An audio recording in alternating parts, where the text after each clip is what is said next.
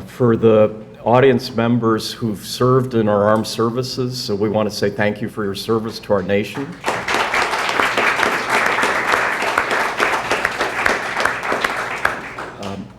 I'm a former business school dean, and one of the characteristics you look for in applications to business schools and also more broadly to universities is leadership. And just the common word on the street from my former background, anybody who'd served in the armed services had some extra pluses in their candidacy. The common perception, and I think it's well deserved, is nobody develops leadership capabilities like our armed services do. People's willingness to serve, dealing with challenging situations, how to behave appropriately in teams. And it's not to say that the armed services, like other organizations, haven't had their challenges. But when you look at the broad brush of history, how often the armed services have been in the forefront, even on social justice issues and on equality issues, ahead of where other organizations and institutions have been in the United States. So it's been a pleasure to watch Dylan Smith. I've interacted with him pretty much all of my time here. He was one of our Marlon Miller Outstanding Senior Award winners when he graduated. He ended up getting a second degree. He's gotten married. He and his wife Natalie have had their first child here. That we tried to get him to name the child Alfred, but he wasn't willing to go that far. But just to watch the Military Veterans Affairs initiative grow, we think this has great strategic potential. It's not only the right thing to do, but strategically it's a very good thing to do for our university. Given where we're located, given the types of students, the type of alums ultimately we're looking to recruit, as you'll, I think, hear from Dylan, looking for more space, more support. We want to thank those in the audience who have already supported. His position is entirely philanthropically funded. So it's allowed us to jumpstart the initiative. We'd like to keep growing it. Current puzzle piece that we're working on, and philanthropy is one of these interesting things, what people want to do with their support and how do you match it with what you're capable of as a university or as a nonprofit institution. And we have an acquaintance who wants to help us in another particular way, but in a recent meeting, this person revealed, I've arguably got the largest toy soldier collection in the world. And nobody in my family wants to keep it. And my wife's just bugging me, you gotta get rid of this thing. So one of the latest schemes, what if we had a really nice facility for veterans military affairs, and could it also house this marvelous toy soldier, whether that potentially could be a fit. But anyway, that's one of the puzzles we're currently working on. Without further ado, let me introduce Dylan Smith, who will tell us about what he's been up to and what our university aspires to in the sphere of veterans and military affairs. So Dylan.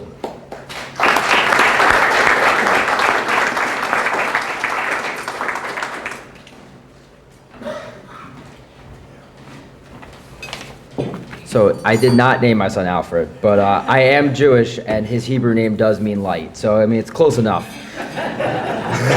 But thank you, President Zupan, and for your continued support. And really thanks to Reunion, ITS, and everyone else who's really made everything possible this weekend, especially when it comes to the military stuff. Good morning, and thank you for all taking the time to travel and revisit a place that you all once called home. I can only imagine how great it must feel to be back, mostly because I've never left myself, so I don't know what it feels like to be back. But I actually started my time here in 2013, and then after graduating, I was lucky enough to continue as an employee in 2020. I've had the pleasure to talk to many of you throughout this weekend, but for those who don't know who I am or we haven't had those conversations, my name is Dylan Smith, and I want to have this chance to tell you more about my role as Alfred University's Military and Academic Success Coach and what that means and what that entails. My position started about 2 years ago as a graduate assistantship with the goal to help our military students, making Alfred feel more like home. With the need and the responsibilities rapidly growing, the position transitioned into a 2-year funded full-time position last September, and with the help of Trustee Neil Miller and other extremely just amazing donors. As President Zupan mentioned, if anyone is interested in continuing this support, please let Robin know. During this transition, though, AU identified many needs for our military-affiliated students. Now my position consists of 4 crucial responsibilities. First, I am the academic success coach for all military-affiliated students. And what military-affiliated students is defined as here is any student who is a student veteran, a reserve or National Guard member, a dependent or a spouse, and all ROTC students. So we want to capture all those because they all have some connection to the military.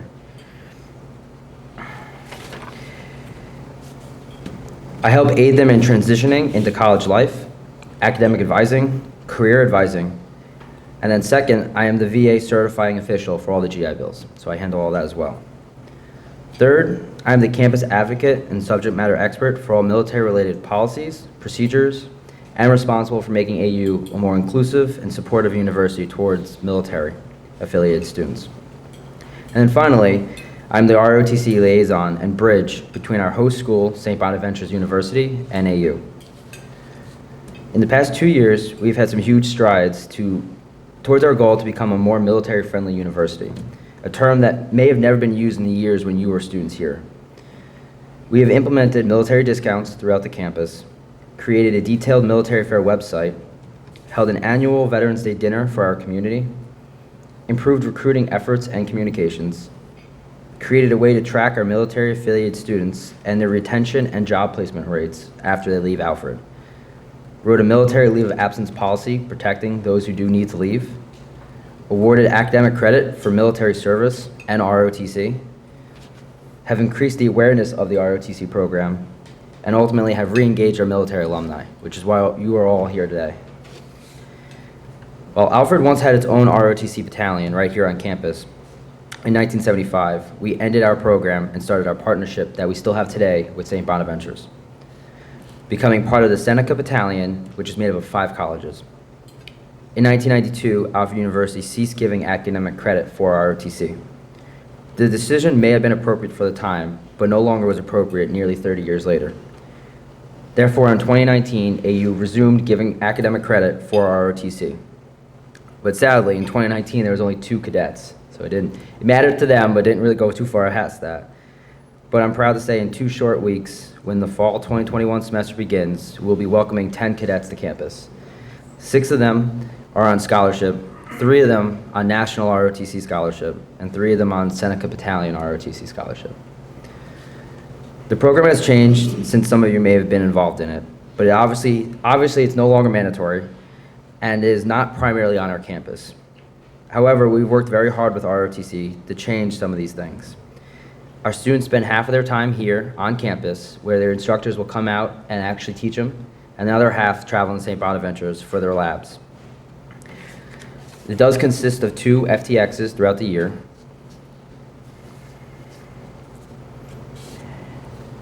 And I lost my place. See, that's what happens. There we go. And while we're still growing, we're proud of the students we have in the program. And the futures that they may hold. This past year, we've had sworn in Second Lieutenant Trayton Ellsworth as an infantry officer, who we do have the pleasure of being here today, sitting over there if anyone would like to talk about his experiences.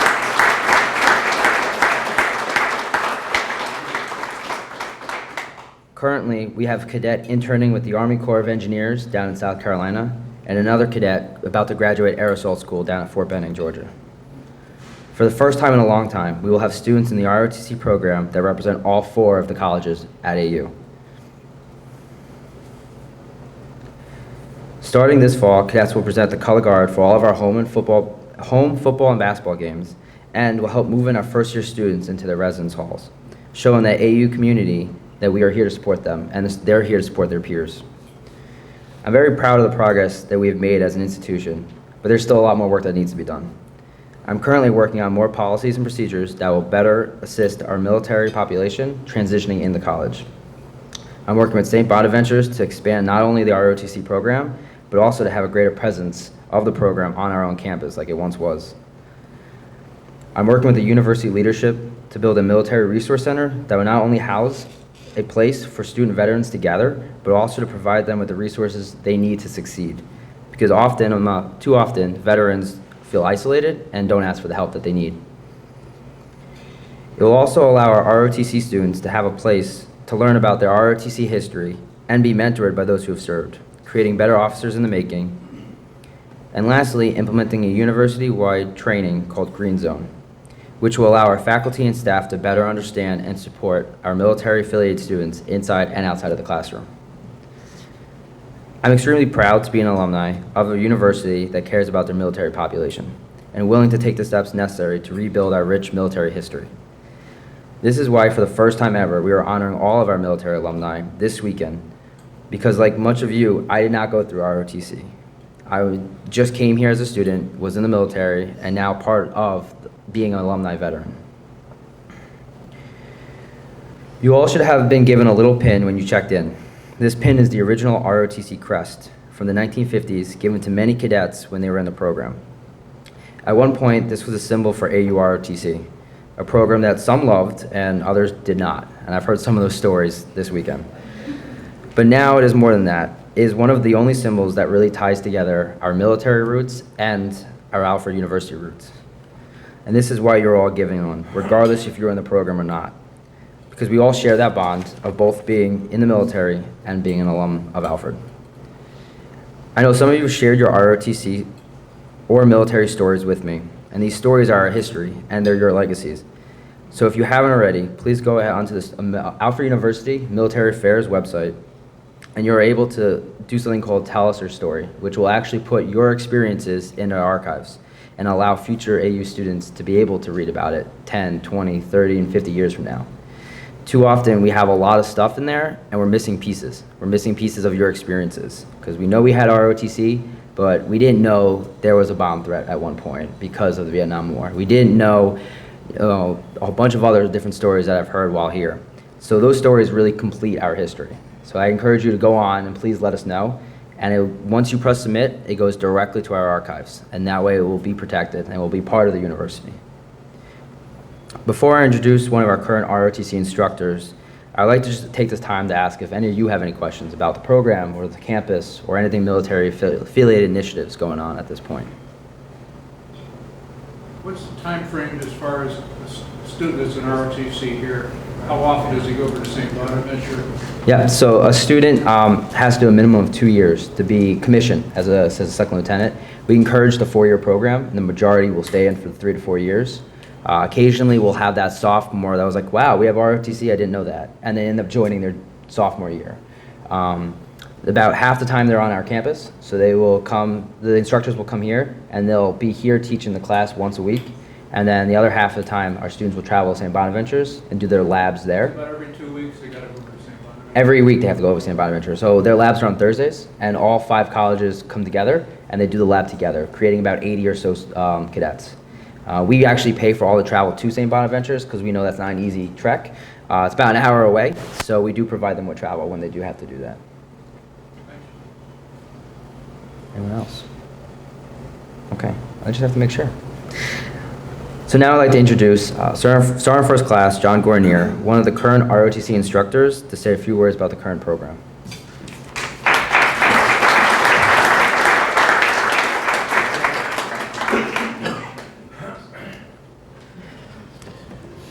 First, I'd like to thank Dylan Smith and Dr. Zapan for having me represent the program. So I'm in civilian attire. I didn't know that they were going to put Sergeant First Class Gornier down on the program. So I feel like a bad soldier showing up in the wrong uniform. All right. So essentially, I'm a civilian. So I work as a DA civilian through the ROTC department. So I work as the recruiting officer. But I'm also an Army reservist by way of the active duty into the National Guard. I was a Cav Scout for about 15 years. And then I transitioned into being an instructor, a military science instructor for the program as an Army reservist. So I've been doing that for the last few years. And there was a job opening while I was supporting the program, so I was able to get hired as the recruiting officer. So that's my main job. And then when I'm out here teaching military science classes, I'm Sergeant First Class Gornier. So I apologize for not being in uniform today. So I'd like to talk to you guys a little bit about the Scenic Battalion. So the Scenic Battalion, it has 5 schools. So it has St. Bonaventure, Alfred University, Alfred State College, Houghton College, and the University of Pittsburgh at Bradford, just over the border down there. We are the smallest host school in the Northeast. So we fall under 2nd Brigade, which is out of Fort Dix, New Jersey, and our territory is Philadelphia to Pittsburgh and then all the way up to Maine. So that's the Northeast region there. So we are the smallest host school, not so much across Cadet Command. There's some small schools out in the Midwest, but we are the smallest school, and our commission mission is 12. When I took on this job in 2017, I'm more of a, hey, let's look at some historical data and see how we can improve our recruiting efforts. And there was a couple of glaring things that I noticed. Over the last 20 years, with a commission mission of 12, St. Bonaventure, the host school, has never commissioned more than 10. So that told me that we have to start reaching out and have an effort to bridge that gap with our cross towns. So we have to be able to get out of St. Bonaventure, on campus, and let it be known that ROTC is available for these students to take as an elective. And then another thing is over the last 20 years, 40% of our students that have commissioned through the Scenic Battalion have been out of a crosstown school. So 4 out of every 10 cadets that come out of the Scenic Battalion is either from Alfred or Houghton or UPD. So that's another conversation that I have to have with our professor of military science when they want to, I say maybe sometimes they want to go internal. They want to focus on St. Bonaventure, and they want to kind of restrict our ability to operate on our crosstown campuses. And I have to make sure that's detrimental to our program. Okay, we will never make mission if we focus on St. Bonaventure specifically. And then transitioning into that, when I took that position, Dylan and I seemed to kind of link up about the same time, where he was getting into grad school. And at that time we had one cadet, and that was Mackenzie Cashmere. She was a national scholarship winner. She's a rising senior this year. And then shortly after that, we have second Lieutenant Allsworth from Wellsville, right? So he's local, National Guard's soldier. So he's what we call a lateral entry soldier. So he came in after his freshman year, and so he just recently commissioned. So we had 2 cadets there, and then when I took this position, we had, over the last 10 years, only commissioned 3 students, 3 second lieutenants. So there's Kenneth Bellows, Mia Porter, and Casey Kelly. So that we had commissioned so few people that I remember them by name, and I could almost tell you a little bit about each one of them there. So now Dylan had told you we've increased enrollment exponentially, to about 9 or 10 cadets, with the majority of them being on scholarship or looking at contracting this fall. And for us, that we're starting to stabilize our recruiting efforts out here. And I think it's important for the program, right? So when we're kind of always having one student commission, and then we have a gap of 2 years, and then we have another, well, we're not really establishing a cadet chain of command out here. So if we have an MS4 or a senior out here, but no cadets below, so it really hurts the training value, because Cadet Allsworth will know if you want to talk to him. As the MS4 out here, he's in charge of planning PT, and then making sure that the students below are where they're supposed to be with the right type of gear, that they know what's going on. And we put a lot of that onto the cadets. So when we have kind of like a drop in participation at Alfred here, I think it really hurts some of the training quality or training value that we're trying to instill in our students. So right now, our goal is to always just commission as many people, but make sure that we have 1, 2, 3 cadets in each one of those mission sets or classes, so that they bear the responsibility of being in that leadership role, and that helps them develop to take on their second lieutenant role as probably a platoon leader down the line. So one of the positive things that we've had, we have recruiting goals, but there's also just of value to our Alfred State students, or Alfred University students, I'm sorry, that are coming through here. They have to work autonomously, so they have to do their own PT in the morning. But for the most part, when we're talking about quality of cadet, as a recruiting officer, I look at three things. How well do you do on your physical fitness test? How are your grades doing? And then, do you have the leadership attributes that we're looking for to be good? And our Alfred University students are exceptional in all three of those areas. And I'm going to talk about Mackenzie Cashmere, who Dylan had said she got selected for an internship to work for the Army Corps of Engineers this summer.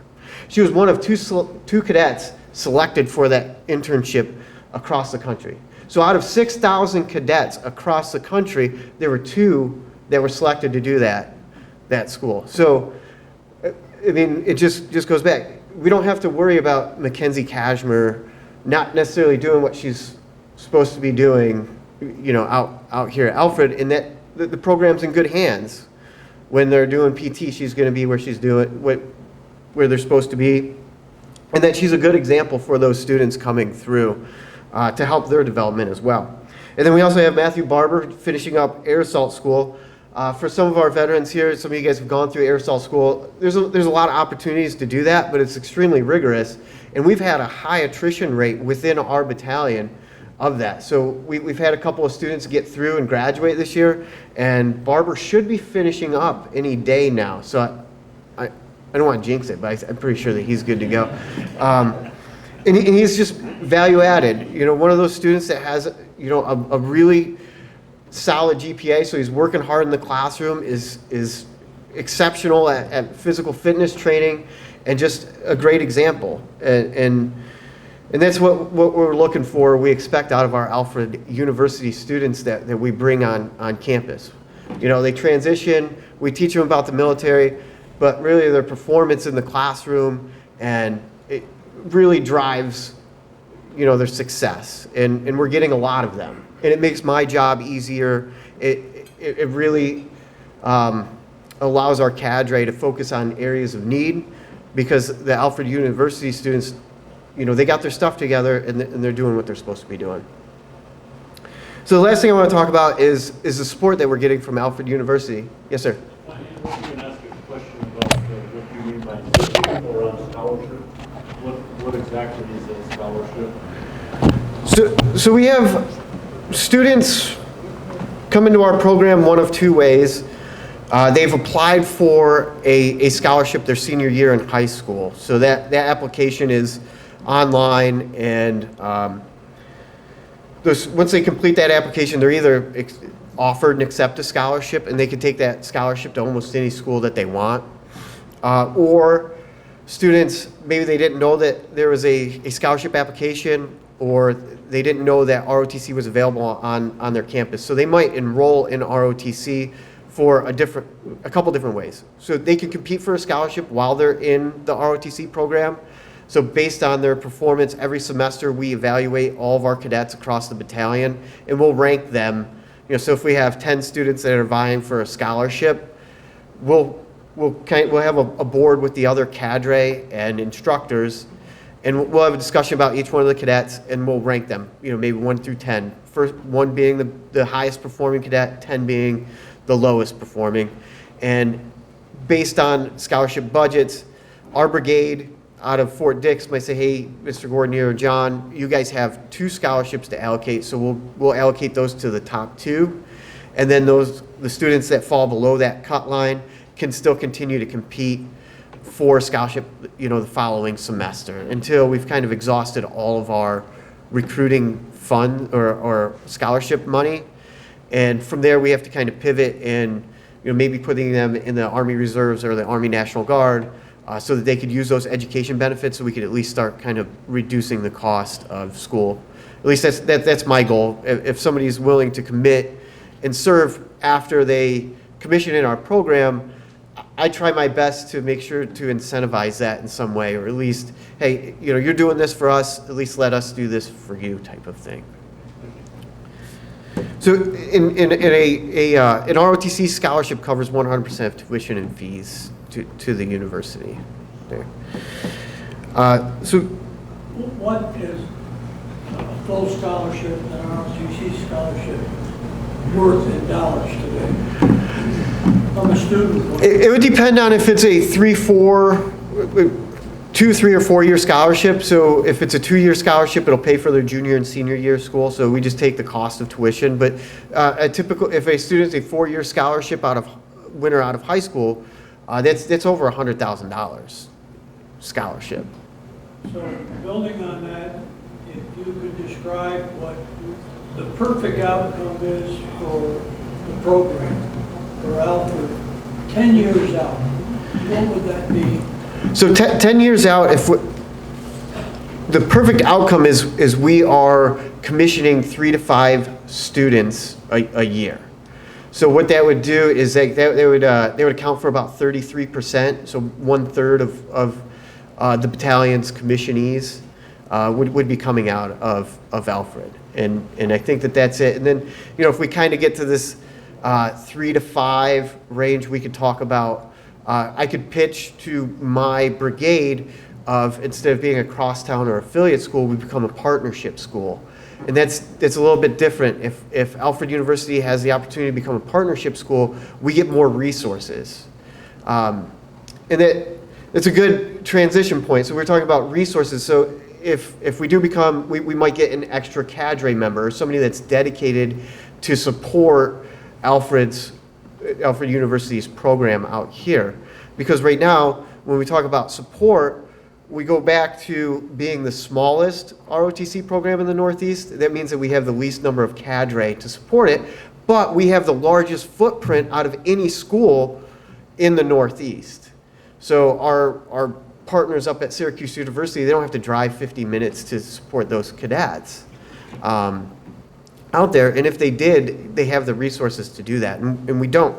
And that's why we need support from Dylan and Dr. Sapan to kind of forge on. I have a lot of conversations with different colleges within the battalion that want to support us, but when we start kind of talking about academic credit and allowing our cadre to look at their class rosters and get them hooked up with an email so that they can easily communicate with their students, it starts to stall.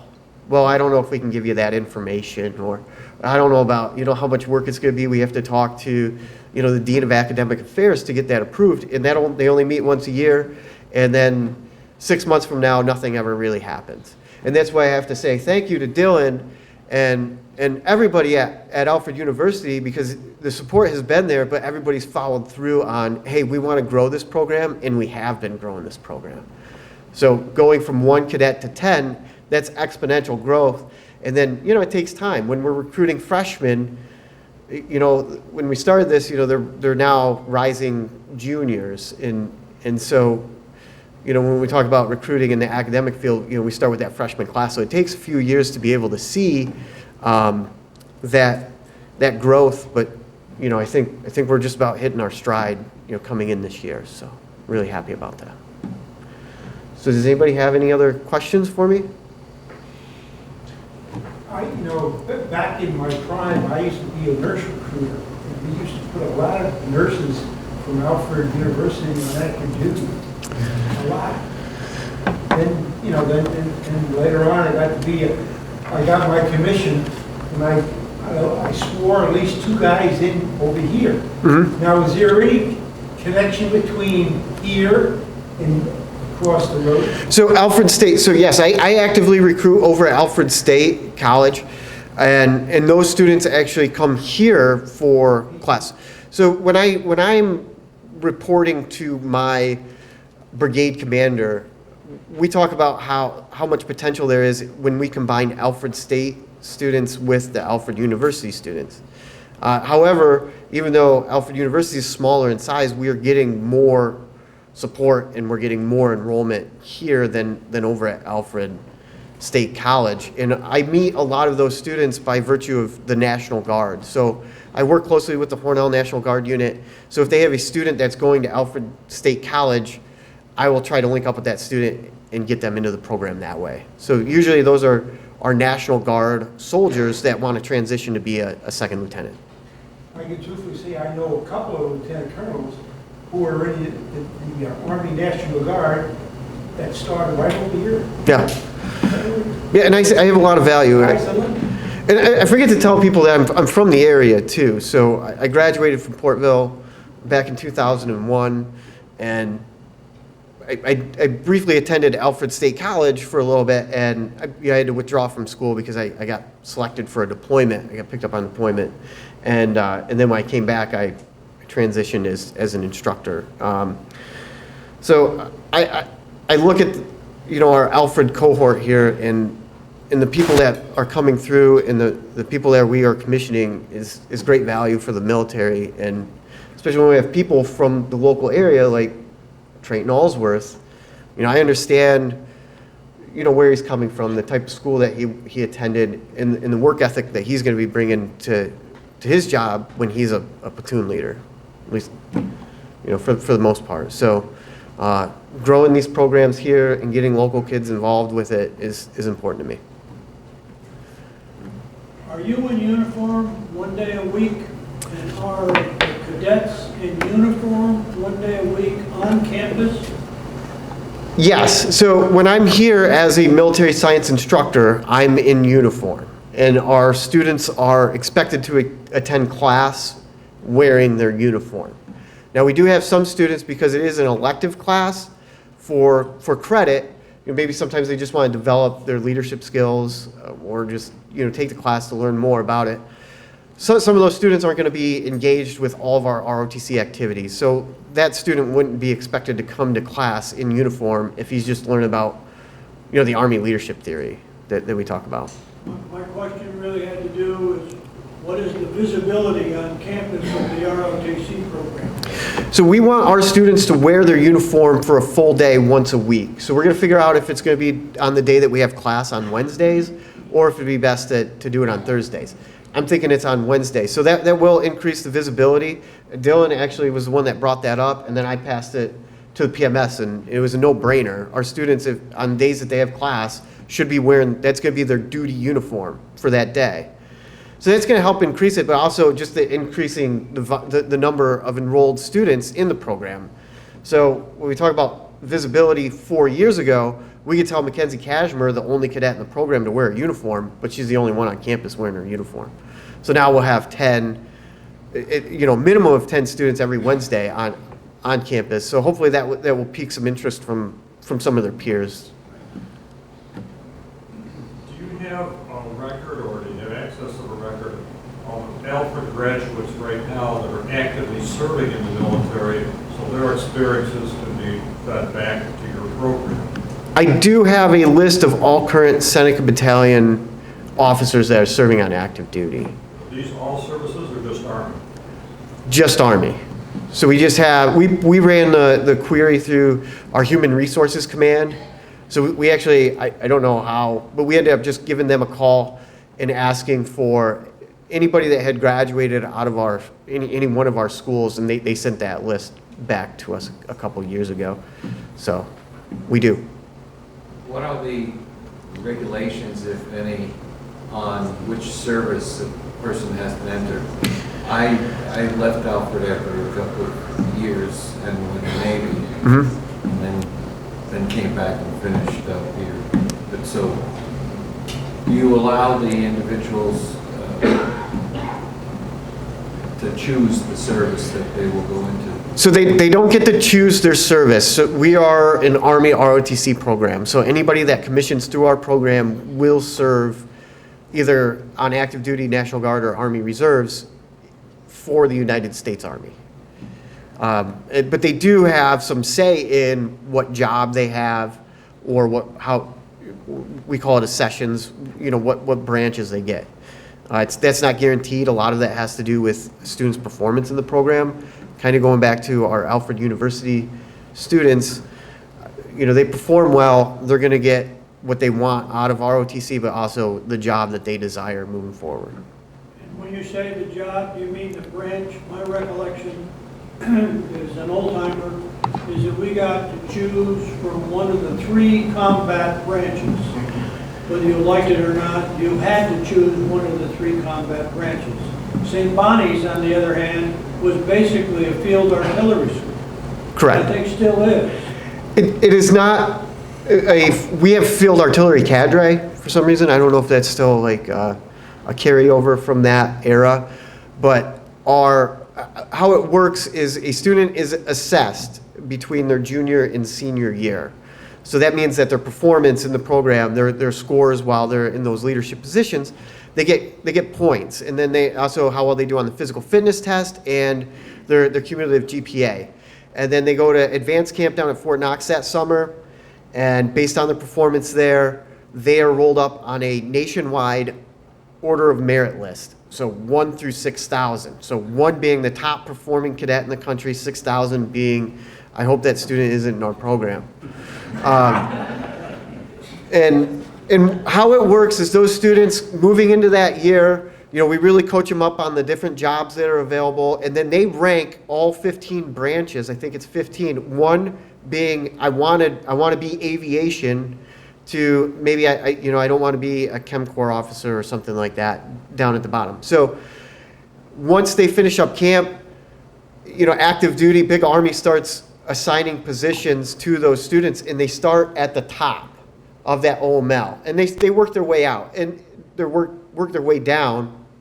So a student, the last couple of years, we've done really well. Most of our students get their first branch of choice, and we had one last year that got her second, which she kind of wanted to do that anyways. And then very rarely do we have a student that I got number 10 on my list. It does happen every once in a while that they get a job that kind of comes out of left field or their branch. But when we kind of evaluate, the cadet, we'll talk about it, because we want everybody to get what they want out of ROTC. We kind of reviewed her file, and that individual had a very, very low grade point average. So high performer in ROTC, but she wasn't attending classes and necessarily doing what she was supposed to be doing. And that really affected that there. So, and that's what we strive to instill in our cadets from day one. GPA, physical fitness, it accounts for about 55% of that. So we want you to get what you want. We want you to get the job that you want. You can fly helicopters for the Army, but you're not going to fly helicopters for the Army if you have a 2.2 GPA. So that's how I kind of roll that up. Does anybody have any other questions for me? Awesome. Well, thanks, Dylan and Dr. Sapan, and thanks everybody for the opportunity to kind of talk to you guys about ROTC.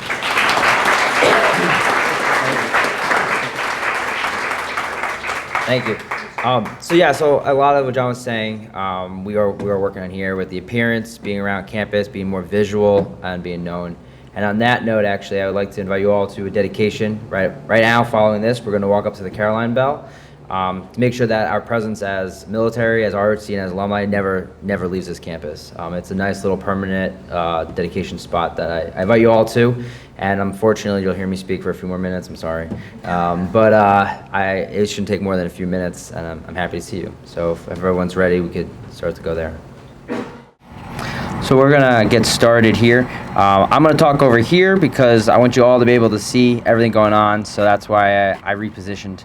And no one likes being on the bottom of a hill. So I keep hearing stories of Diaper Hill, so let's not replay that scenario. So once again, for those who already heard me speak, I'm sorry. It won't be long this time, I promise. But this dedication is actually very important to me, and I'm honored to be here. And beyond thankful that we get to share this moment together as alumni. I want to thank President Zupan and Alfred University for all their support, and the grounds crew for making this spot physically possible. And of course, the ITS again, and the honor guard that was present here today. Alfred has a very rich military history, one that started during the Civil War, where all the males of the graduating class joined the Union to fight against slavery. This trend continued through World War I, when Alfred took part in the Student Army Training Corps in 1917. And during World War II, there was the Army Specialized Training Corps in 1943. And then, of course, we had our own ROTC program in 1952. We've had alumni fight in almost every conflict or war the U.S. has ever been involved in. We've been that beacon of light for cultures and countries throughout the world. Some of us went on and served for a few years, and others for decades. Some of us saw war, and some of us saw peace. The military created memories and experiences that will be a part of us forever. One of those memories, for me, is when I deployed to Iraq in 2016, and I was in the middle of the desert of al-Assad, Iraq, opening care packages of snacks and hygiene products from Alfred University. I think about this again and say they sent me packages across the world to a combat zone, just one student. In that moment, I learned three things: that they cared about my well-being, they supported my life decisions to serve, and that they valued me as a student. Some of you have served during difficult times for this country and for this school. You served during times where students may have made threats or Americans were unappreciative due to your service. And here, decades later, our school was supporting my service to this country, and for that I'll always be thankful. Today, I get to relive those feelings and tell you, our alumni, that we care about your well-being, we support your decisions to serve, and that we value you as alumni. This dedication will serve as a permanent reminder that this campus and that this community appreciates the sacrifices that we have all made. This spot on our campus will forever be a place to honor our past history and a place where our current and future military students will know that they are joining a family that goes back over 100 years. They are joining a long line of Alfred alumni veterans. Please take pride in this spot because it is your mark on this campus. Thank you for sharing this moment with me, and thank you for your service to this country and to this university. To the color guard, you may bring your detail to attention. Honor guard, 10-1. Present, arm.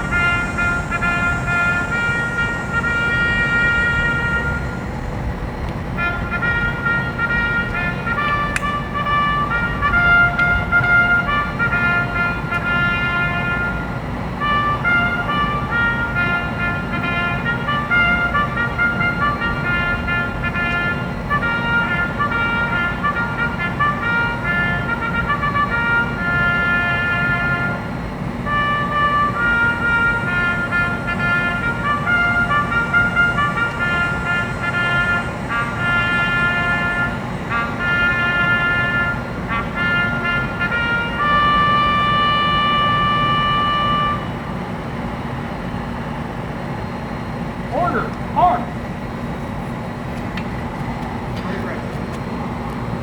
Thank you again to the honor guard. Thank you all for coming, and thank you again for all the things you do to the school and for this country. At this time, I just want to thank, once again, alumni, reunion, advancement, President Zupan, and everyone else who had a role in all this. Please drive safe. I know a lot of you come from all over, and it's Sunday, and everyone's eager to get back to all parts of the country. So thank you again for coming.